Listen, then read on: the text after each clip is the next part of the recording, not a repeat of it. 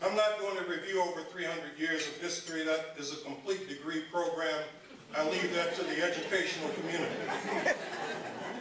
What I need to do in the remaining time is to assure you that in spite of our challenges, in spite of our doubts, in spite of our perceived limitations, we are artistically beautiful, artistically appealing, beautifully bred, completely capable, extraordinarily endowed, fairly fascinating, and generously gifted. Please give yourselves another round of applause.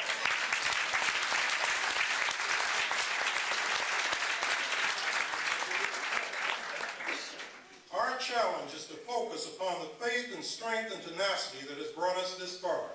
Author Stephen L. Carter writes that to be black in America is to be born in a box.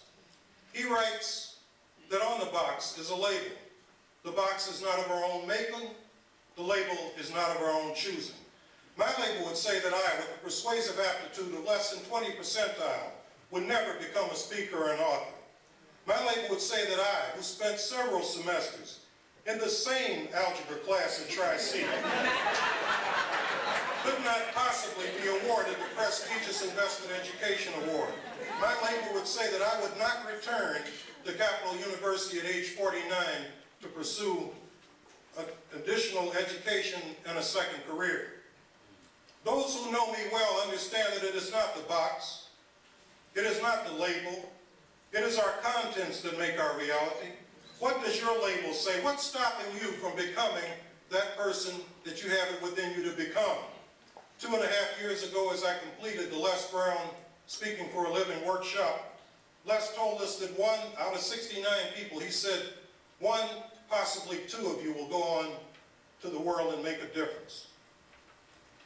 He cautioned us that each of us had the ability, but tragically, many of us would listen to others, we would doubt ourselves, we would be our own worst enemy. You may not believe this, but there is a Dr. King in each one of us. I am a motivational speaker and author not because of having a lot of talent, but in spite of just having a little. Whenever you begin to doubt yourself, remember, it was a young monk who began the Protestant Reformation. It was a young woman who reclaimed the territory of France.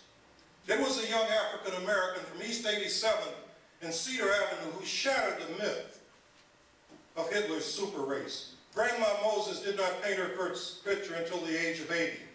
At over 83 years of age, Rosa Parks is still teaching young people to survive and excel.